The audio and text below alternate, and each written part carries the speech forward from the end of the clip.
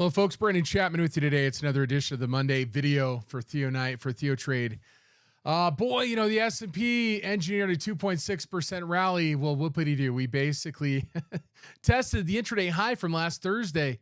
So anytime you have big declines, the ups are bigger as well. So don't get too confident with the rally today. It's one of those things where, the fringe expectations for the Federal Reserve and what they're going to do push markets. And today's one of those days. And a lot of this has to do with a weaker dollar. And so again, as the title for our session, it says, hope for the Fed pivot helps stocks despite data. I mean, boy, ISM Manufacturing, this new order, part of that slipped in contraction. New orders is actually a leading indicator for the economy. The fact that ISM Manufacturing New Orders is in contraction is just emblematic of the broader theme that we're seeing come out about the economy. Look at home prices. Again, the biggest decline since Lehman. I mean, things are faltering economically. Of course, this leads the UN to suggest that central banks should stop easing. And of course, that did happen last week as the Bank of England engaged in quantitative easing, buying the 30-year gilt or intervening in the gilt, their bond market. And everyone's kind of hoping and posturing the Fed is going to pivot before the end of the year to save stocks. Well, I've got something for you. Even if they do, it does not save stocks. It does not save the market. The realities of the pain we're about to go through is going to be felt for the market. And that means lower prices into the future. When you say how much lower, well, how low can they go? It's one of those scenarios where it's really hard to know exactly the depth. Could we test 2000 again? Could we get back to the COVID lows? Absolutely, right? We pumped so much money into the market during this advance. This represents all the substantial prints, buy and sell orders in the S&P, basically showing liquidation towards the peak here. But could we see ourselves at 2,500?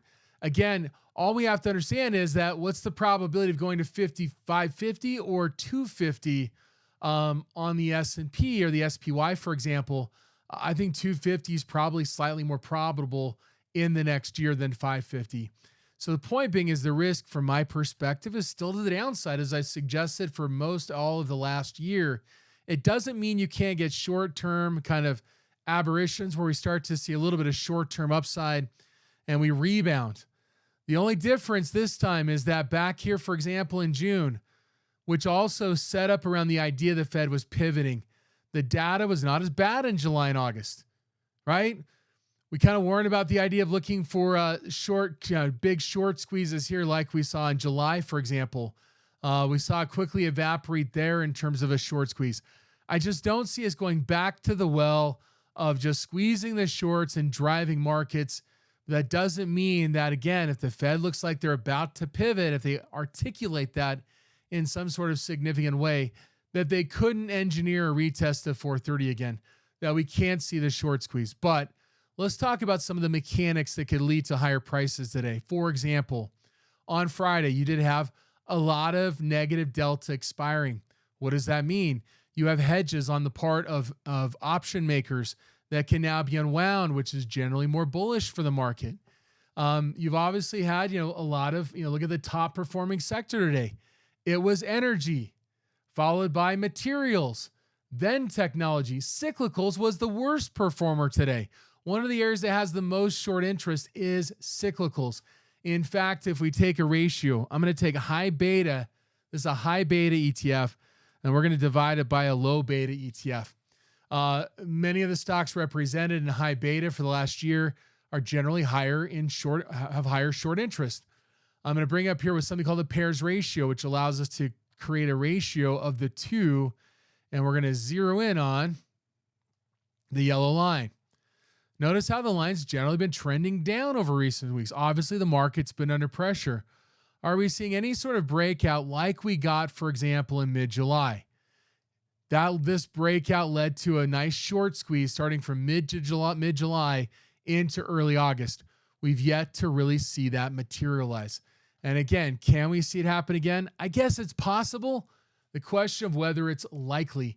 And I think today's performance, at least for now, suggests that that's probably not the likely scenario. Now, I called out last week in my sessions a number of energy play and energy option activity on Wednesday and then again on Friday.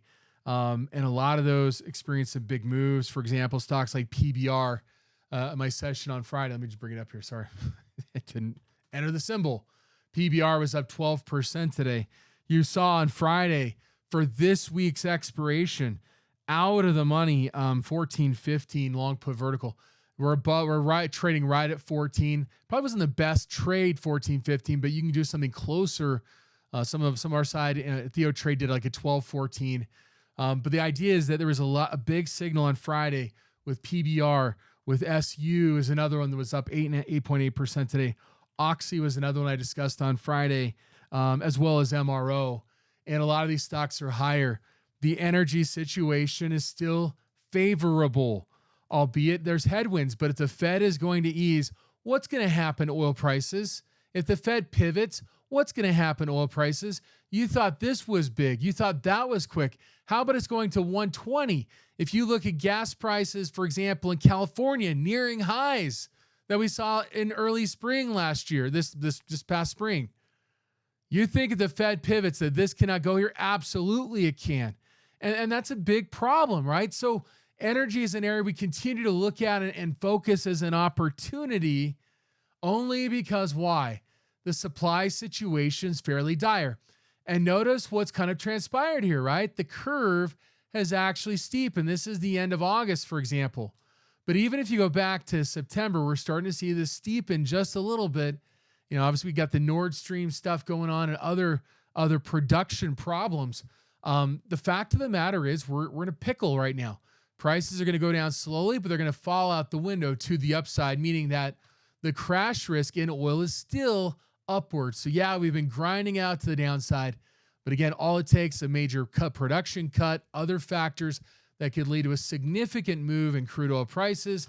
And by the way, natural gas as well. We just happen to be at a little bit of a quiet period at the moment, but natural gas is one of those things that could see a big turn heading into winter. In fact, last week, I'm going to throw this out here since it's still viable with a decline today, but there was a significant trade on Tuesday, buying the 28, selling the 34, long call vertical for December. Is it possible this could end up at 34 by December? Buying the 28, 34, again, cheap trade in lieu of we get significantly higher back to August levels in terms of natural gas price in the U.S. Seems like a pretty reasonable scenario. And if you look at the pricing on something like that for December, 28 costs you about 220 in there. 34 costs you about maybe $1.30. We're talking about a trade that might cost you, about 90 cents or something, about a buck, maybe a little bit more. Point being is that $1 for a $6 spread, if natural gas by the end of the year ends up at 34, to me, not a bad scenario. Risk reward on that if you think that's a possibility. So again, we've had these scenarios play out. If you remember last Monday's video, we talked about the potential bullish, we talked about the bullish interest in AUI, which had a pretty nice week. It was up 6% today off of Monday's close, basically going from $4 to almost $5. We talked about bearish activity in UUP, dropping from up here to about 30.68, now down to 30. Again, these are not big moves, but relative to the type of products we're talking about, they are. GLD last week on the 26th closed at $151. We're now at 158, approaching those targets. So what are we seeing right now? The weaker dollar is causing what? Higher energy prices and higher gold, silver today as well. Huge move in silver, up nearly 9%, playing catch up with the gold trade back to August highs. And so again, what are we seeing? The implications of the idea of the Fed pivoting is really leading to higher commodity prices. This negative feedback loop is going to make it difficult to pivot, as obviously the federal government wants them to do. Obviously, the United Nations wants them to do. We potentially could see deficits expand in the United States dramatically in the coming year as a result of the Fed losing money and keeping interest rates high. So let's take a quick look at what the current expectations are. Now, actually, let's take a little different view. Let's start with the product depth here on Thinkorswim. So I'm going to go /ZQ. And I'm just going to delete these curves. All right, now it's kind of got an anomalous data point over here. We're just going to zoom in a little bit. Oops. Out here. So this move here represents the Fed rate increase expected for November and December and February. Notice what happens here. The curve flattens. And all of a sudden we see kind of this terminal rate here between what? Take, 95.5 minus 100. That's 4.5. So we're talking about what? 4.25% to 5%, 4.5%, 4.25% to 4.5% is essentially where we're starting to see things languish. And notice here as we start to approach into May and June and July, we're noticing all of a sudden we're starting to price in a little bit of a Fed cut. If I add a curve here, so let's add a curve for, let's go back a week ago, 26th. Zoom in again, right? Notice what was happening. This is last week, right? We're now projecting, and we just got to shift this over a little bit. But notice out here as we got into kind of this May timeframe, 95.3, 4.5 to 4.75%. We're expecting it to kind of level off, and then maybe the end of next year we start to see a pivot. Now all of a sudden we're looking at maybe first quarter, second quarter of next year, an expectation the Fed is going to pivot. And if you look at, for example, the Fed funds rate futures, right? 30-day Fed funds rate futures. This is the current rate here. You look at November. We've seen it kind of back off just a little bit from a week ago. We're now 61% versus 56% of a 3/4 point, 75 basis point move in November. You look at December here. Again, we're basically seeing this push towards 4.25% to 4.5%. That's down from a week ago, up from Friday.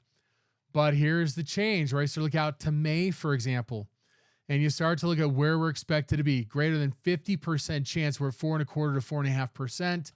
And again, you notice we see the big bump here to 4.25%, 4.5%.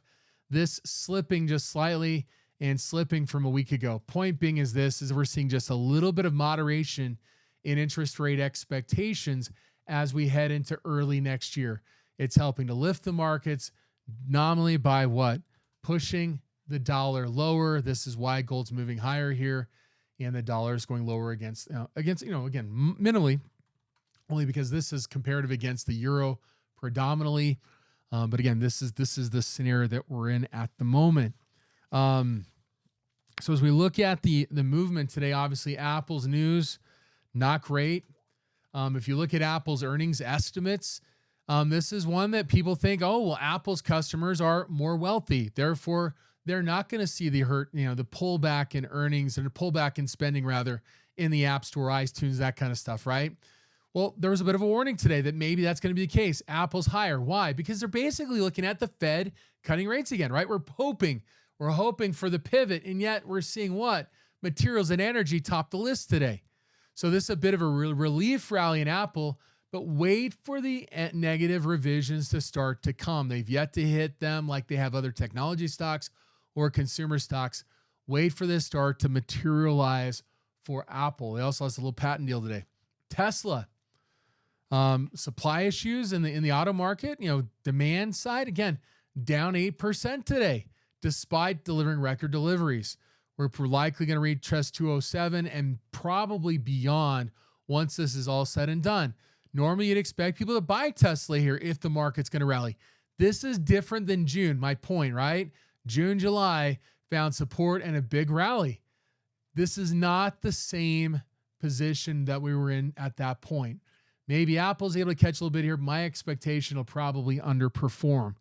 However, one of the better performing sectors was utilities. Utilities got down close to this 64 level. We're seeing a little bit of a bid enter into utilities today. And in this case, it was for let's just quickly take a look at a trade here. 14 October, it was 8,000 contracts-ish. Buying the 69, selling the 72. Notice the volume is greater than open interest. It's an upside call spread for only 11 days out at 72, which is about the 50% retracement of the big sell-off here. Now, here's the deal, right? That's pretty pie in the sky for this thing to get to 72. But look at past oversold rallies, right? This can move fast off of these levels. So 72, is it a possibility? This happened in June. It also happened in February off a very similar level. So if we can catch a little traction in the treasury market, meaning yields go down here and not spike up, there's risk there because of the carry trade. We're reversing, having to support the yen, for example, or support the pound. But the point is, right now, if the treasury market continues to rally, there may be an opportunity near term for utilities, looking at about a potential $72 price target here in the near term. In part and parcel with that, you also have PCG today. It caught a nice bid at resistance right now, but again, a utilities company, PG&E, and if we look at PCG, 7 October, that's just the weekly expiration here at the 13 is down the money. But again, it kind of coincides with the other utilities action we saw for the sector fund. Oxy today. So again, energy, right? Oxy at the 1/3 retracement right now, but where could it go from here? Again, looking at unusual option activity does help identify potential targets for the price. 7 October, this is for weekly. And you notice right here at the 65 strike, mostly bought there. So again, we're close to this price point. However, if a lot of today's interest carries over, meaning that it goes over to open interest, we won't know till later. We start to get a price point, right? 65, where it could create a gamma squeeze. If we're able to burst above that, that may push it to 69.75, around $70. So that's the potential. Watch for close above 65, a trade through today's high, and with about a $70 target there. Could we go to 75? Sure we can. Okay. But again, everything in stages, right? Tesla, there was some option activity in Tesla today. Big down move, but again, what is helping to facilitate it? You notice here at the 250 strike, again, we're bleeding out here now to the 240. Watch how much this opens up here. So if we see a lot of this transfer at 240, we start to break 240. That could be a trigger to push it down to 210 in that area. Another one, this is actually on the bullish side, but it's Coke. There's bullish activity last week on Coke. So I'm looking at my list here. On Wednesday, there was FEMSA. On Friday, it was bullish option activity in FMX. Guys have tied to Coke as well. And the strike price on FMX was the 65 strike, which we're nearing here. But again, even today, more bullish interest coming into Coke. Granted, it's out there for a ways. It's not going to have much of a gamma type impact out in June, but 2,500 contracts out here, almost entirely bought at the 57.50 strike. So again, 57.50 would indicate a breakout. Could we get back up to 59.60? Draw your fib retracements here. Look for about a 1/3 retracement. That gets you close to $60. So again, looking for maybe a breakout of the last few days high at around 57.50. If we can break that, maybe have a chance of pushing towards 59.5 or higher in the near term. Finally, on the bearish end. So if the yield curve flattens, what does that mean for financial stocks and specifically banks? We've got bank earnings coming up next week. Are people really going to buy financials right ahead of earnings next week? That's the question. Well, today it was a 7 oct expiration. On the put side, in this case out here for the 102 strike, most of that was in one print. You can see the prints down here under time and sales. I just got to clear my filter out here. But 33.46 in one print. You see another one there for 576. Meaning what? Looking at put option buying at around 102. That's below the near term point here, or the lows over the near term. Looking for a potential reversal down to 102, maybe beyond. Probably hard to want to trade ahead of the earnings, but again, just a little bit of a bearish bias, which may cause financial prices and prices of financial stocks, banking stocks, to stagnate here and underperform, which is kind of what we're seeing today. If we continue to see the fall in yields, that should also hinder them as a flattening of the yield curve continues to pressure as the Fed is likely to raise rates in the near term.